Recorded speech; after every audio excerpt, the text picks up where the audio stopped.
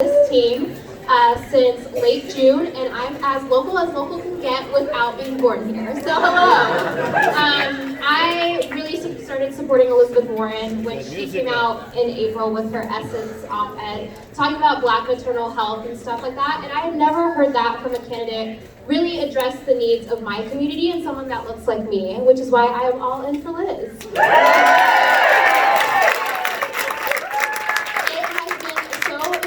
To see this, all of us grow together in this group and having more staffers here to help spread the Elizabeth Warren gospel. But we still have 2 days before the caucus, and there are a lot of persuadable voters out there. So we need all the help we can get because this is still an open race. So that is why we are asking you just to commit some hours with us, just to volunteer, make sure we all spread that Elizabeth Warren gospel because we want her to win, right?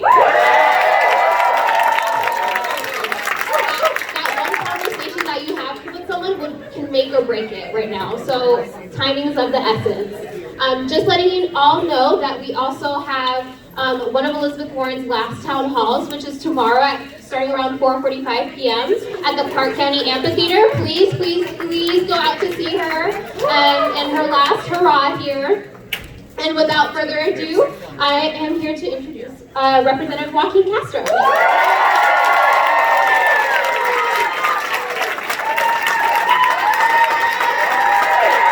Good morning.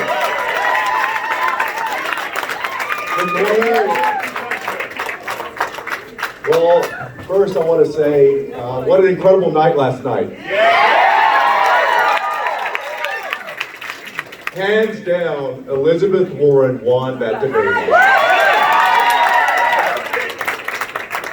You know, I'm Joaquin Castro. I'm proud to represent the great state of Texas, the city of San Antonio, my hometown. And so I'm not the Castro that ran for president.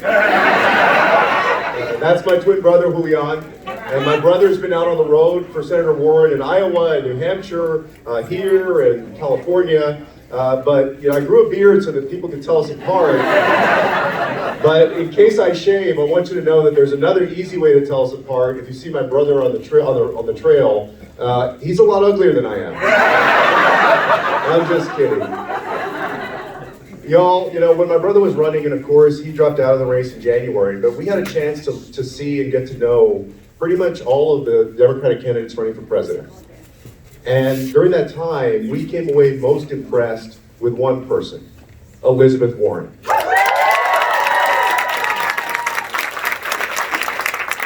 And if you look at everything that she talked about, laying out her vision for the country, talking about the United States being a place of opportunity for everyone, no matter where you come from. And this is somebody who grew up in a smaller town in Oklahoma, who lived in my home state of Texas, who's the proud senator from Massachusetts, and somebody who will represent every single American in the United States of America.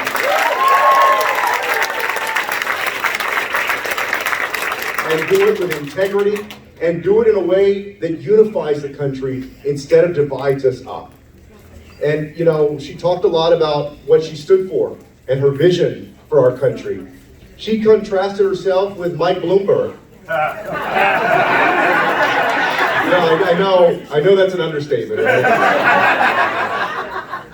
But in that contrast, you realize that when the financial crisis happened, Mike Bloomberg was standing up for the big Wall Street banks.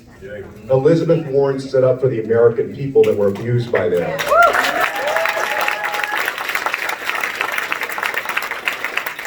And she's going to continue to speak up. And if you watch that debate, everybody that watched that debate last night has to come away believing that the fighter and the person you want to put up against Donald Trump in November is Elizabeth Warren.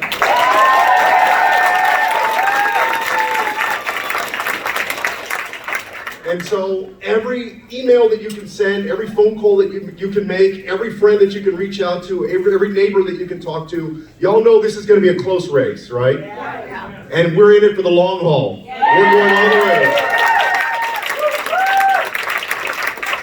So enough of the media narratives that leave her out of the big polls, right? Enough of doing the analysis about all the other candidates in the top tier except her. Yeah. Last night she showed why she should be the nominee.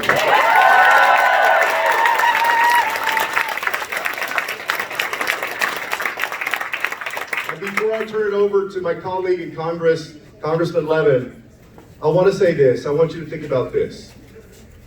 We're in a time now that's a very dark time because of our president, because he's somebody who has torn Americans apart rather than brought them together. But our country has gone through periods like this before. 50 years ago, around the time that my mom had graduated from high school and was now in college, she was part of the baby boomer generation. 50 years ago, the country was torn up by the Vietnam War and what we should do about that. The country was torn up by the issue of civil rights and women's rights. There was a lot of consternation about it in our country about where we were headed as a nation. But 50 years ago, if you asked somebody who was living in Europe or Latin America or Asia or Africa, anywhere around the world, if you asked somebody where on earth they'd want to go if they were going to leave their home country, for all of the work that we had to do on all of those issues, 50 years ago, the answer was the United States of America.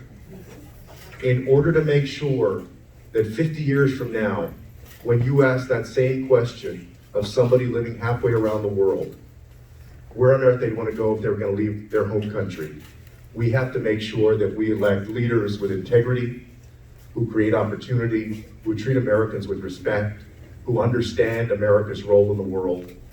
And this year, that means electing Elizabeth Warren as president.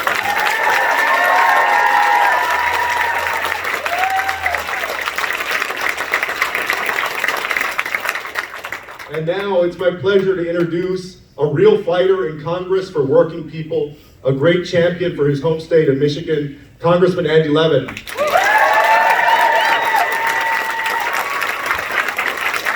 Whoa, good morning. All right, how lucky am I to be in Congress with Joaquin Castro? He is so awesome. Are we building the beloved community? You are so beautiful. It's such an honor to be here with you. I'm serious. Look, I didn't run for Congress. I'm just a freshman. I didn't run for Congress to be a safe vote for a political party. I ran for Congress to end Ronald Reagan's America and start a beautiful new era of justice.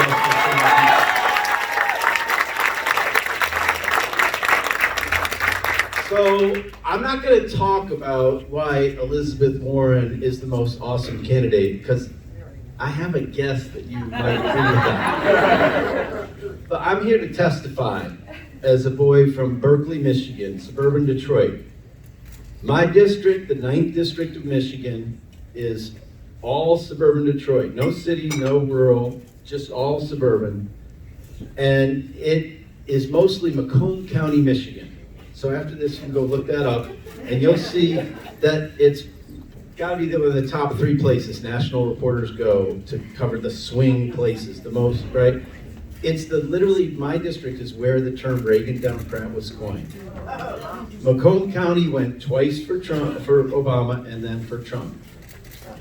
The drop off from Barack Obama in 2012 to Hillary Clinton in 2016 in my district in Macomb was 30,000 votes. Obama won by more than 30,000, and Clinton won by 3,000. 30,000 votes. So I've taken a pledge that because Donald Trump can't be reelected without winning Michigan. Yeah. And he can't win Michigan without winning Macomb County. That's not an opinion. I mean, almost every political scientist would agree with that. So I'm here to tell you that I am getting the Democratic nominee, whoever she may be.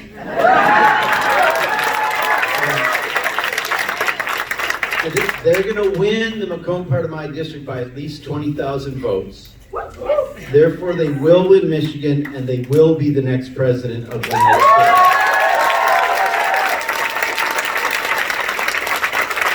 States. Okay. But here's the thing. Everybody's like freaking out about electability, right? They all have their opinions about it. And there's this thing like, well, the right-wing people vote for Trump and the left-wing people vote for the Democratic nominee, so we need someone in the center. And whoever the nominee is, I'm telling you, I'm fulfilling my pledge. But I just want to say, from my position, okay, that's where I represent.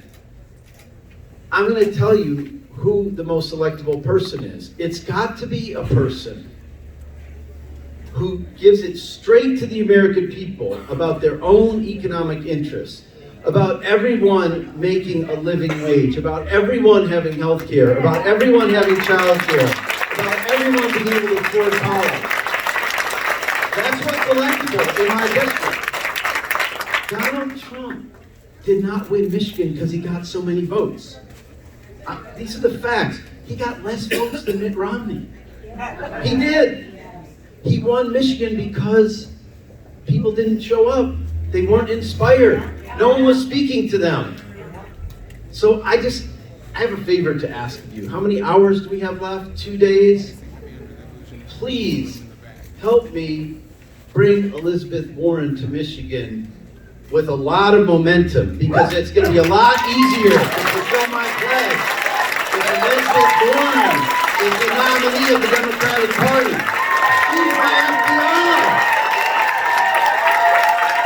And I'm telling you, with our work, she is going to be the next president of the United States.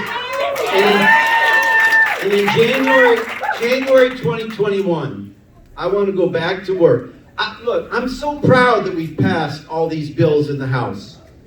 I got to play a big role passing the PRO Act, the Protecting the Right to Organize Act. I'm a union organizer. Imagine, the speaker asked me to give that weekly address that no one looks at or listens to. What an honor. But, because, we passed this law, we passed laws to reduce the cost of prescription drugs and protect people with pre-existing conditions. But wouldn't it be cool if instead of just passing stuff in the House, we passed it through the Senate and we had a president who would sign it? Right. So this is it. I'm going to shut up because I want to go knock on some doors. Let's